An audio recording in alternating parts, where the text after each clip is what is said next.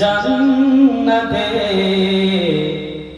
তোমার পাশে আমায় একটি ঘর বানিয়ে দিও, একটি ঘর বানিয়ে দিও। সে বিভীষিকাময় মহাদিনে তোমার প্রতিবেশী করে নিও। মালিক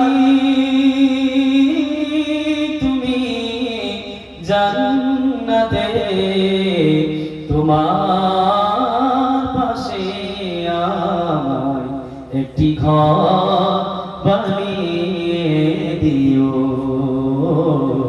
একটি ঘর বানিয়ে দিও। আমিন বলেন আমিন। আমিন।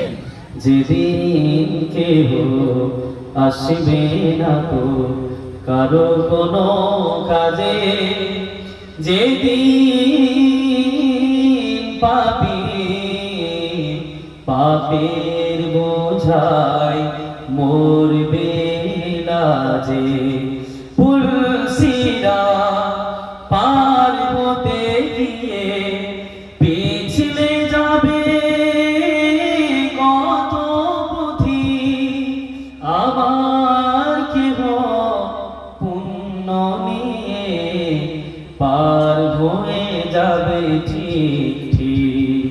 সে মহাদিনে মহাক্ষণে, সে মহাদিনে মহাক্ষণে মালিক তুমি মোদের পার করে দিও।